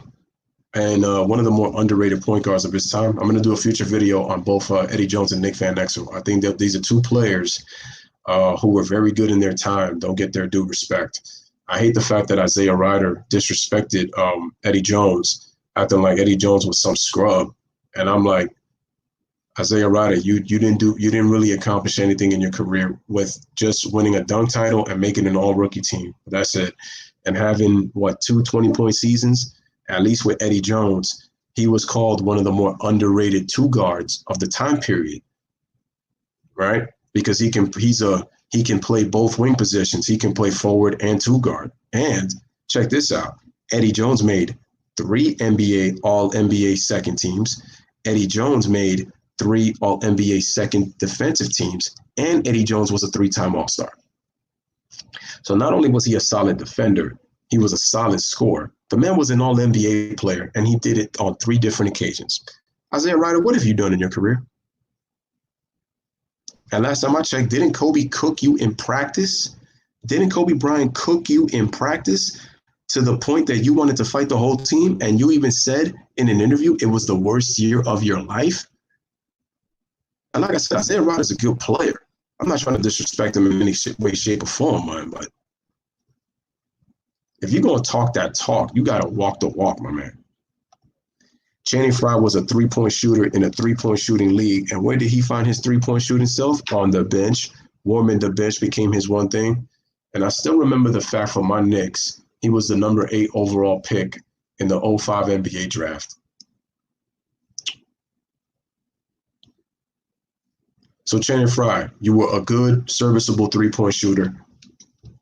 I don't care if you don't think Michael Jordan is the GOAT, but don't come out here coming with that buffoonery talking about that MJ was just a scorer. Don't come with that nonsense, bro. Nobody said that you ain't have a right to your opinion in terms of what, if you think that LeBron is more of a GOAT than Jordan. I ain't got no problem with that because that's your personal opinion. What I got a problem with is somebody telling you this behind your ear when you had nothing to say about this before. And again, you and guys like Mr. Kendrick 80 Claps Perkins out here pushing narratives when Kendrick Perkins last year said LeBron was not the GOAT, it was MJ. He was beyond special. Now he's saying MJ, he was all right. And I'm like, what changed in less than a year, Kendrick? Because you can't even say over time. This happened in less than a year. All of a sudden, LeBron is the GOAT. That tells me I already know that that's hidden agendas. And look, you're a former teammate of LeBron James, but then you go come and say that you ride or die with KG and Paul Pierce and them boys. Like, Kendrick Perkins, man, stop acting phony, bro. Stop. You know, I know you're a good man at heart. I know that you're a good guy. I know that you come from Texas. And, I know, like I said, man, this ain't nothing personal. This is just about basketball analysis. And your basketball analysis, sir, on this particular issue, way off. Same thing with Mr. Channing Frye. Bryn's henchmen, all 6 points per game and 6 rebound and 3 assists guys from Frye, Green, Perk, and Hollins. Anyone see a pattern of mediocre here? I wonder how many, let me see. I wonder how many the Banana Boys, Melo, CP3,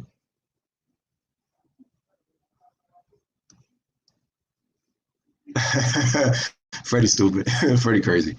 Melo, CP3, D Wade, all Jordan Brand players had the GOAT argument with LBJ. Skip brought up a good point about LBJ and Jordan Brand, and now Zion resentment. Oh, I heard that there was a little commercial with, I think it was with Zion, Luca, and I think it was with Giannis, because I know Giannis is with Jordan too. I got to check it. It was on Bleacher Report. I may have to check that again. That 98, Eddie Jones could play. That's a fact. Eddie Jones could play. Why y'all on Channing Frye helmet like that? Because he knows he didn't say that out of his own mouth. That's why. It's too convenient. It's too convenient. Shout out to Raduni, man. What's good, bro? That Lakers squad was deep, man. Those late 90s Lakers, and we're talking about 97, 98, 99, those teams were deep. Their problem is they didn't have the mental makeup to win in the playoffs. MJ would have been Russell Westbrook if Scottie didn't show him the ropes. We all know that, but we can act crazy. I mean, that's what we doing, man. Oh man. Yeah, Perk listen, man, Perk did his thing, man, with the 08 Celtics. He did his thing. He did his thing, man. He was an anchor for the Boston Celtics. No question. Him and KG. Listen, man, that all-time great defense, one of the all-time great defense that nobody talks about right there. The Boston Celtics, man, with KG, Perk, Tony Allen, James Posey. Like, their defense was all-time great for that one championship. It's a shame that they didn't win 2 to 3 titles, because if they would have, I think the Boston Celtics would be more regarded differently. But they kind of get ridiculed because in the 4 seasons that those guys were together, they only won 1 championship. No, definitely for sure, man. He definitely did his thing, man. He definitely did his thing, Major respect. Definitely got to be a nice one. Let me see, ladies and gentlemen. So, yeah, let me continue the article real quick.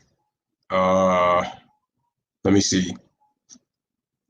Okay, it says that given that Frye is very close with his former Cleveland Cavaliers teammate LeBron James, it's not surprising that Channing Frye, who thinks James is the greatest player to ever step on the court, and I ain't got no issue with that, would try to diminish Jordan. But Frye's attempts at knocking Michael Jordan down a peg are pretty ridiculous, which I agree. First and foremost, to say that Michael Jordan only had one job and that it was just to score is flat out wrong. In addition to his lifetime average of 30.1 points per game, which is number 1 all time, the GOAT also registered 6.2 rebounds and 5.3 assists and 2.3 steals a night. I said 6.6 assists. I was wrong. It was 5.3 assists, but 6.2 rebounds at the guard position. Pretty impressive. He won a Defensive Player of the Year award. He made the all-defensive team 9 times first team. He even had a season where he averaged 8 assists per game. But somehow, Channing Frye thinks that Michael Jordan's only job was just to score. People also have to understand a lot of things change. Phil Jackson, the triangle offense, Scottie Pippen taking a little more point guard responsibilities. When Jordan sat out, Pippen would be running the offense. That was something that was really beneficial for Scottie Pippen And I could tell that when he went to the Houston Rockets, that was something that he missed. He didn't get to do that in Houston. The point guards were a little bit better in Houston, which is why he didn't get to really do that. And it was really more so an offensive post play with Hakeem and, Charles Barkley. So Michael Jordan is certainly known for his insane scoring ability, but he was also a terrific passer. He was a very good rebounder and a truly elite defender. He can literally do it all. Now, and let's remember that Jordan was regularly averaging 30 points per game in an NBA landscape where defenses were much more physical. Hand checking was allowed. Much more contact was permitted in general. Flagrant fouls were not called as frequently as they are today, even though they did implement the flagrant foul rule in the 90s. You could even make a case late 80s. Okay, so obviously, when it comes to Jordan, Jordan is actually one of the more versatile players ever. But like I said, because of his persona, because of what he was known for, nicknamed Air Jordan, it overshadowed a lot of the things that he can do on the basketball court. And like his father said, tell him that he cannot do something and he will work on it to make sure that he does well. So he will do that. So he'll make sure he does that. Shout out to Duality in the building. What? Scotty didn't show Jordan the ropes? Perk burned his bridge with KD. So Mav and Rich Paul sent Perk the bronze-sexual check. Wow. Freddie Gee says he didn't win nothing. That's absolutely partly true. He did not win nothing. That's correct. And let's remember, would Michael average 50 in the modern era? No. But if James Harden can average 36, then Jordan can do at least that and probably around 40. The assertion that Jordan's lack of a three-point shot would hurt him is also nothing more than conjecture, which I agree. Jordan developed into a reliable perimeter shooter later in his career. He made 42.7% of his triples in 95-96. Freeze. Here's an argument that I can actually defend Jordan on. The 42.7% doesn't really count. It's going to count because it's in his stats. But the issue is with that was the three-point line was pushed in much shorter in 96. So they moved in the three-point line in 95-96. An argument that could be made for Jordan would be 1990. That year, I believe he shot 38 or 39% from the three-point line. And I believe it's the only year that he's made the most threes in his career. If not that, I believe it was the 96 season because of the shortened three-point line. So I believe that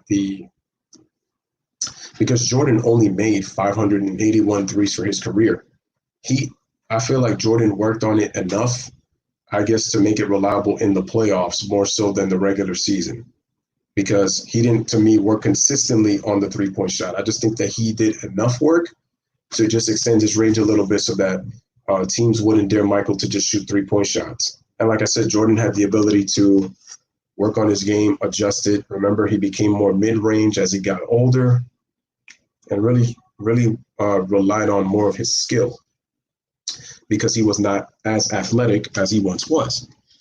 And he shot 37.4% of them in 96-97. Let's see. Got to give Scotty respect. Of course, he played his position and they won. He didn't try to be a Jordan 1B like a lot of these guys do now because they took the brand, build, road instead of the team theme, a.k.a. Russ. Okay, Freddie Gee says, I do have a question. If, as the GOAT, aren't you supposed to do more with less? The best basketball player that we've ever seen should be able to do more with less, without Scotty. Okay, to the chat, answer that question. If Jordan is the GOAT, and he is the greatest, Freddie Gee says, shouldn't he be able to do more with less? Let me know in the comments. Lewis, was it a young Joe Johnson that took Channing Frye minutes and spot in Phoenix? I Actually, no, because Joe Johnson was drafted before Channing Frye. Shout out to Jermaine Grantham in the building. Yeah, he was drafted before that. Joe Johnson was in the 2000 draft, I think 2000 or 2001 in that draft. Channing Frye was in the 2005 draft.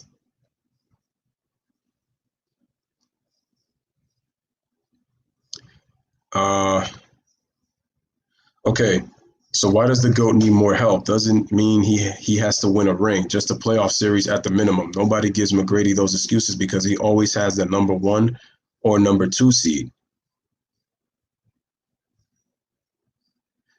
Well, let me see. If you look at Tracy McGrady's career, Tracy, I don't think was ever a number 1 seed on any of the teams he played on, whether it was Houston or Orlando. And T-Mac did have injuries, and his Rocket teams were definitely better than the Magic teams. It's just Tracy had a lot of injuries. And I think the first rounds he played in, he lost to what? He lost a 7-game series to Dallas, and then he lost another 7-game series to Utah. And I think Utah then ended up knocking them off earlier. I think it was in 6 games the very next year.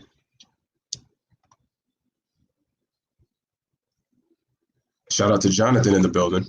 You are my guy. You know this. Not winning and showing the ropes aren't the same. You are projecting Wade showed Bron how to win. MJ would not have won rings without Scotty.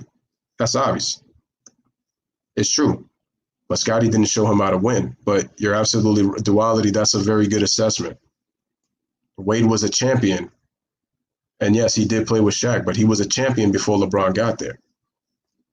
And we're not talking about Miami, not making the playoffs and none of that, because they went to the playoffs 2 times before LeBron arrived there. But, it's obvious that Michael couldn't win with Scotty, but Scotty didn't teach Michael the way. So MJ did more with less. I don't think so. What did he do? Scotty would not be a Hall of Famer or top 50 player without MJ. Both are true. That is facts. MJ did more with less compared to all of the championship legends. I do agree with that. It's true because Scottie Pippen and Dennis Rodman, they are 2 great players. But it's true. Scottie was there for all 6 of his rings. Rodman was only there for 3 of them. So when you really think about it, and they did have very good role players on his team, but it's true. When you really consider it, Michael really did do more with less because him and Scotty were there for all 6, including Phil Jackson. And then Rodman came in the second half of the three-peat. In the second half of the three-peat, you had Pippen, you had Rodman. Phil was already there, so, it is what it is. I was saying, and Tracy McGrady is true, he did not win a first-round series. That's correct. I was saying that nobody gave McGrady the lower seed excuse, even though he couldn't get out of the first round. True. Unfortunately for T-Mac, though, he had more years not getting out the first round, though. I got to see some of the series, was he favored into win? I don't even really know. He might have been an underdog in a lot of those. But I know with the Rockets, I will say this. I know that T-Mac, had he not been injured in 2009, and Yao Ming not getting injured, I think that the Rockets, they knock off the Lakers in 7 games and they go on to the Western Conference. They might even probably would have made the NBA Finals. LeBron has played with more All-Stars than MJ. I'd say to answer the question, yes, you should be able to do more with less. What Kobe did in 2008 to 2010, those teams were filled with role players. A better question is, why did Jordan win with no free agency? And the answer is players developed a natural hunger to survive because they didn't have a free agent period. Either win or lose at your job. Jermaine says, LeBron doesn't actually do more with less. It's just that the offense is built around him, so he appears more important. Plus, people need to understand this. When the ball is in your hands, it's going to affect your team no matter what. That's just the fact of the matter. Yes, LeBron is amazingly great, but when you have the ball in your hands, it's going to affect your team because they're used to playing your style. More important, Mike stats came in the flow of the game. With Freddie G's question, that means LeBron has to win a championship with AD. Right. Because now LeBron is the mentor, because LeBron's already won 3 championships. So he has to show AD how to win. And AD has impacted the Lakers defensively. AD can get his own numbers without LeBron. The key thing, though, now is LeBron and AD are together. So now LeBron has to be that mentor for AD to show him how to win, so that when the time comes, AD will be ready to dominate. And he's going to be the difference maker, I feel, in the playoffs. And also, depending on what those guys do, beside him. You are having too many debates going on in this chat at the same time. So pick a debate. Which is, did MJ do more with help or less help? I don't think so. Scottie played an elite role in the higher level, and Rodman did too. Rodman was doing it in Detroit. MJ was trying to win with less until Michael started getting on Scottie's ass and made him the player he eventually became. Freddie G. Phil told MJ to take Pippen under his wing. MJ invited him to the Breakfast Club. Those were morning workouts before practice at MJ's house. Oh, and shout out to Ron Harper. He also went to the Breakfast Club with MJ and Scottie. Did you see Scottie's body when he transformed? Scottie also knew that he had to put on some muscle, which he did too. And like I said, you got to give credit to these players because they put in the work. That's what they did. They put in the work. That's why these guys were as successful as they were. And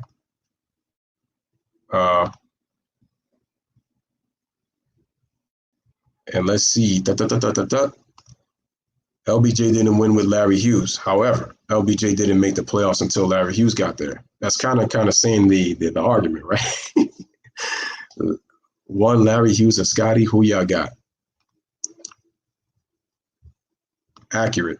I said that many times. Bron should win this year, but people will downplay it like he didn't play anybody. Didn't say anything about that. I'm just saying if he don't win, it's on him. I don't want to hear any single excuse. I don't want to hear any excuses if he doesn't get it done, because the media's already got they already got their receipts. They started doing it during the offseason. They predicted that the Lakers are going to get to the finals, and some even say win, and pretty much they say win the championship. Versus Celtics, if both teams were healthy, damn man, that would have been a defensive struggle. Both he and AD had more impact in their first years than Pippen was with Jordan in his first year. Yeah, Larry Hughes Larry Hughes didn't play enough games in 2006. I believe he missed 36 games that year. I think he missed 36 games. I think he missed 36 games that year, so he played 46. But they definitely were impactful because Larry Hughes brings defense. I think he led the league in steals the year before, and he also was the first team All-NBA defender. So you got to give him, some aspect there. Again, smash the like button, man. Hit the subscribe. We got 32 people watching. Let's get the likes up. And also, let's get the likes up. We got the views. You guys have been amazing, holding it down as always. Off top, I'm taking Scottie, but my knowledge off of Hughes is limited. Gasol is a Hall of Famer. Yes, he is. Absolutely. Bro, Gasol was a role player.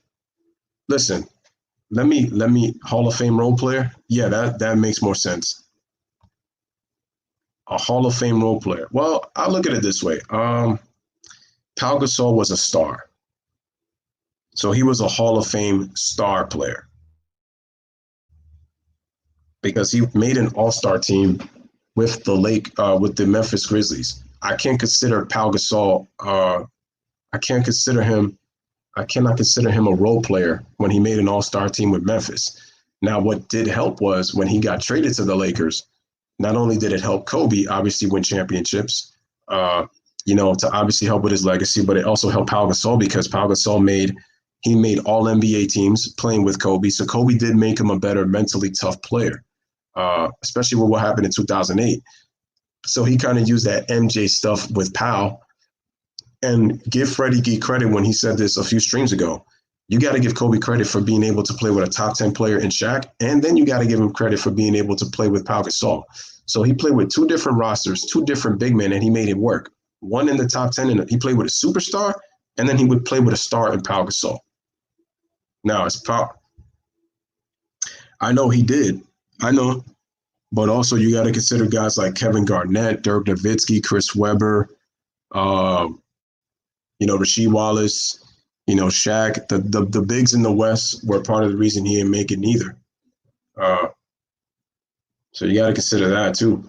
Pau was a very good player, but he wasn't a dominant player. I would call him a star. He was a star, but not dominant. He was very good, but he was not dominant. Shaq was dominant. There's a difference between when you compare Shaq and Pau. The difference is noticeable. It's like very noticeable, very very noticeable. Knowing your role and not the star or superstar player. No, Pau was good in his role, but he was a star. Pau Gasol was the seventh rated power forward at the time. All right. Rodman is one of the greatest defenders of all time, if not the greatest rebounder post-Wilt to ever live. Scottie is one of the greatest defenders ever. MJ's role was to score, but not just score. Sorry, a role player isn't leading Spain to the gold medal game. Good point, Jay. Good point.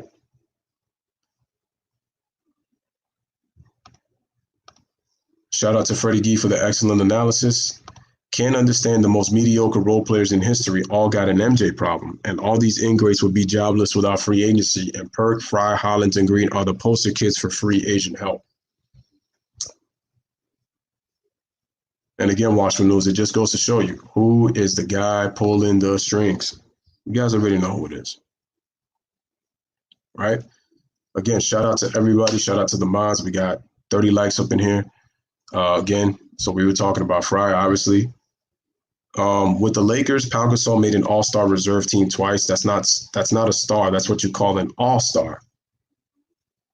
I mean, yeah, he did make all-star teams, but that still makes him a star because if you look at Pau's career, he made six all-star teams. So, I mean,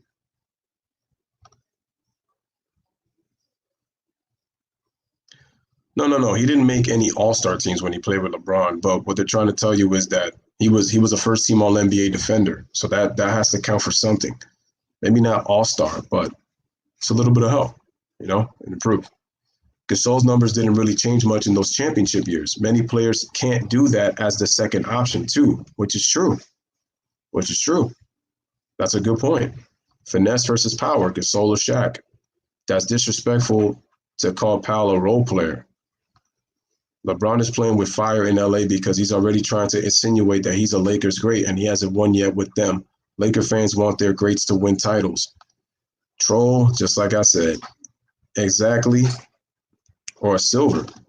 One of the greatest defensive players and yet still not a Hall of Famer. Wait, who are you talking about? If you're saying Dennis Rodman, that's false because he did make the Hall of Fame. And Scottie Pippen is in the Hall of Fame. He went the year after MJ. Hey, shout out to Speak Your Mind Sports Talk.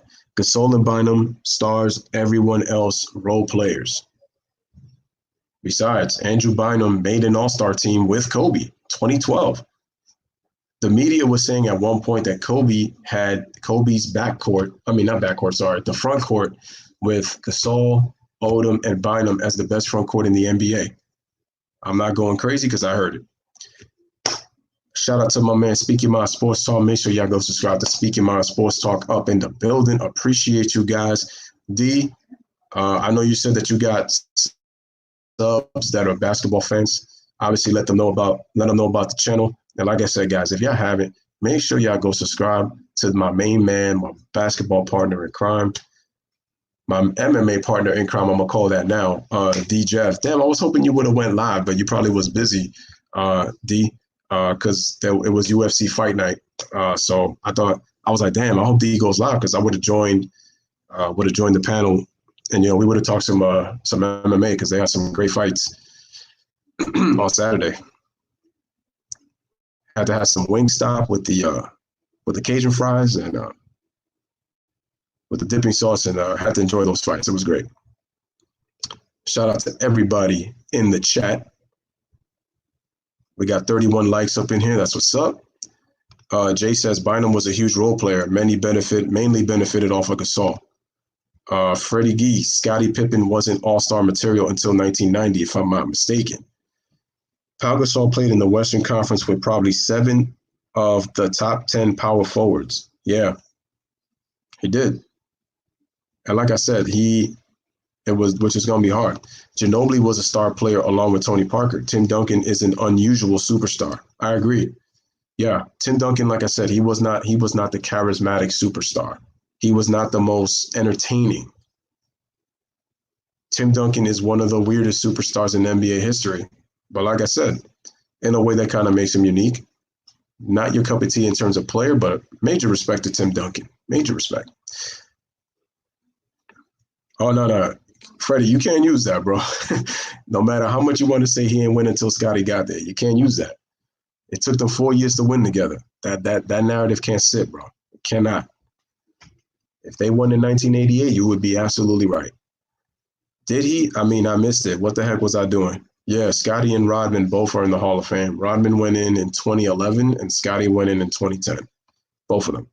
As a tandem, they were the best, but individually, they were not stars of their position. Oh, yeah. Some have already came over. All right. Exactly. Arguably a peak era for the power forward position. People forget that it wasn't just the 90s that had some pretty good big men. You look at those early 2000s, you had some of the best big men in the league. If you look at those all-star games, why do you think the East was always they were always mismatched with that size? The key to the East's victories was the guard play. That was the key. The East were more about defense transition. The West, they pounded with their size. My favorite player too, man. I love dysfunctional players like Rodman and Boogie Cousins. Lemon pepper and hot Cajun fries. Oh yeah, you can't.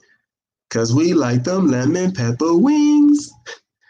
It's an insult to the black cat that Bron is compared to him. People don't talk enough about Bron meltdowns enough. The Celtics, the Mavs, and the J.R. Smith game and that final game in that series. I did the last 2 events, fam. I didn't do Overeem, though. I did Ferguson, Gady. Yeah, that's true. That's true. Let me see. Freddie says, Jermaine, don't get to disrespecting now. Ginobili's a role player. Facts, Jermaine. Doing my mom says she's expecting what I did, waiting to see. Scottie didn't average 20 points until his 7th year in the league. Yeah, Jordan could have not ever survived without Scottie. No. I can't say that. You still need that defense, man. Facts. Obviously, it does take a team to win. I mean, that's facts. I mean, it's obvious. Of course, it does. D. Holloway says, I thought the main objective of basketball was to score and stop your opponent from scoring. MJ was the best of both worlds. Ginobili made 2 all-star teams. That dude is not a role player. Tony Parker made 6. I would say they were star role players, but not like definitively role players. Go look up Jordan's stats in the 88 playoffs against the Cavs. Bookmark that, then go look up Scottie Pippen's stats. He was not the reason the Bulls started winning, bro. 33. We can't end until 35. Question, does Wakelock have a toupee every now and again? Yeah, he do. Facts. Forgot about Amari. Jermaine O'Neal was in the East. Then David West. Carlos Boozer came in with Chris Webber, Brand, and Wallace fell off. Yeah, got some pretty nice power forwards in that time. Ginobili is a role. Jordan wins without Scottie, but not as much. Yeah, I would say he doesn't win as much. Oh, Chris Bosh as well. Can't forget him. Good point, Duality. Good, very, very good point. LeBron never won Defensive Player of the Year, but I will say this. The man did deserve it in 2013, though. I still give MJ 3 titles without Scottie, but not 2 three-peats. I feel like Jordan would probably win 3 championships in different times. I don't think he would have won a three-peat. It depends on who's on his team. But I think MJ would have eventually won because of his will to win, and he would have understood. But I just don't know if he would have won 6 NBA titles. No, the term star role players is a contradiction of terms, man. Let's stop it before it starts. So which one do you want? Were they all stars or were they what?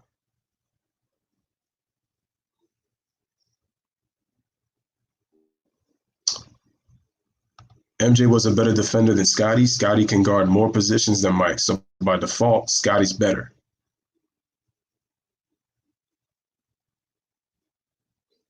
Hmm. So if y'all tell me that Draymond Green is a star player, then I don't know what a role player is. Hmm.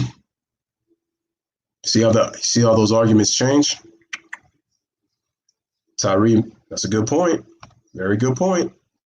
The Shaq Kobe Lakers finals opponents weren't all that great, but nobody mentions that. Oh, true. You know what it is? Because if you're going to diminish Jordan's finals opponents, Mr. Channing Frye, because all he did was score, then that has to hold true for Kobe. That has to hold true for Shaq, because last time I checked, they were on the same team and they played the same finals opponents. They don't even talk about Tim Duncan, because if you look at Tim Duncan, other than the big three Heat, they face who? The Knicks, solid team, but they weren't really finals contenders. They just had a Cinderella run. Then you look at 2003, they played the New Jersey Nets. The best player on that team was clearly Jason Kidd. I'm amazed that the Nets even won 2 games in that series. You look at 2005, they played Detroit. Detroit is a very good team. Don't get me wrong. They did have some all-stars on that team. But like I said, if you look at Detroit, when you think of star power, it was just a very good team. And then if you look at 2007, other than LeBron, you know, they really didn't play. But the Cavaliers had a good defense. They just didn't have a very good offensive team. But it be lit up in here. Shout out to the chat. Always keeping it live.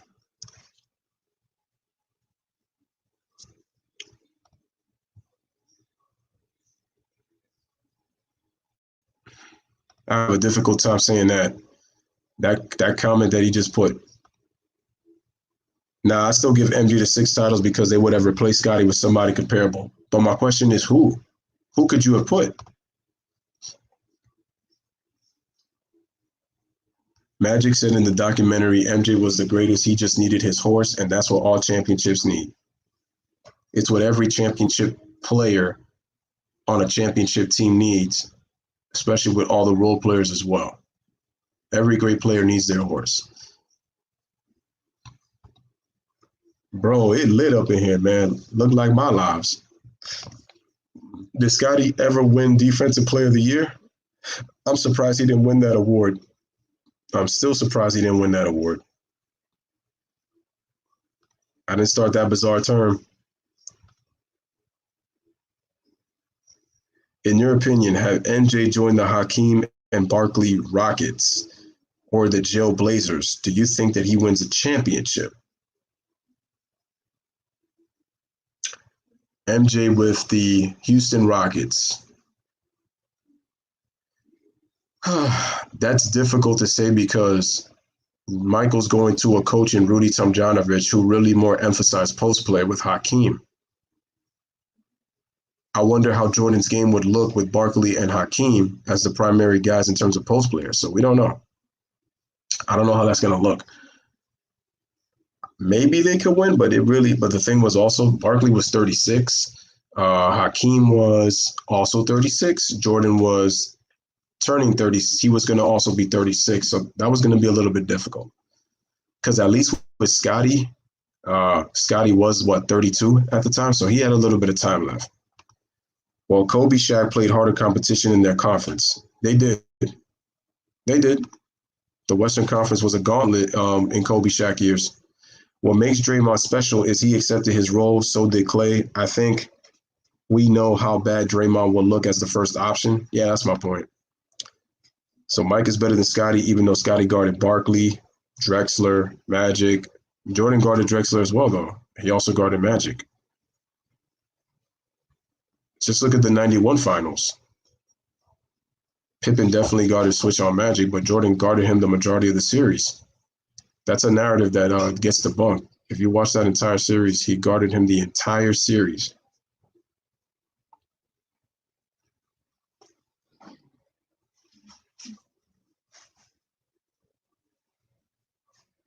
Let's see. Most ridiculous point in the world. Freddie trolling. Who was the horse? Freddie trolling. Super hard. He did. Scottie was a great defender. Problem is you're attacking MJ with Bron, and that's just silly. He's not MJ's equal. Why does the GOAT need a horse? His team. Harrison Barnes was a role player on the Warriors, since you all are confused. That I know. Easy. Why does the fake self-proclaimed GOAT need a super team to keep losing? Now I'm trolling because I don't agree. Hakeem was too dominant and small for Jordan not to win with him. Part of it is true, but Hakeem was not as dominant, though. He wasn't as dominant anymore.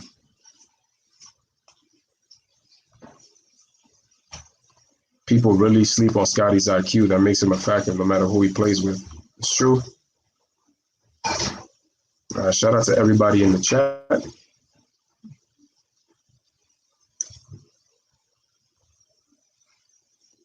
So ladies and gentlemen, I'm gonna put a stop to this. Put this one stop momentarily. Chemistry is a factor you all fail into take into account. Green is a star.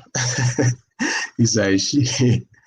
So I'm gonna stop this one for a moment. We're gonna come back in like about a half an hour. Yeah, Freddie Gee, listen, man, Freddie's for that balance, man. Keeps your mind sharp. So no matter what, gotta keep on your toes. So I'm gonna stop this stream. We're gonna come back with another one. Shout out to all the mods. And again, man, you guys kept it real. We had 33 people in the building. Shout out to everybody in the chat. So we'll be coming back for the documentary and your reactions on it. So once again, appreciate everybody coming through. So we're gonna stop this one for a second and then come back with the next one with the documentary. So this is your boy Lewis once again with another one. We can't end it on Shaq's number. I'm cool with ending it on Scottie Pippen, giving him his respect, and the numbers will even come up more. So we'll get back on the other one. So for your boy Lewis, man, keep smashing that like, hit that subscribe, and as always, man, bless up, live, laugh, love. Come back on the next one. Thank y'all for watching, and we'll be back in the next one in pretty much a few minutes. Coming back in Act 10. So make sure you guys come through for that one. All right, take care, and I'll see you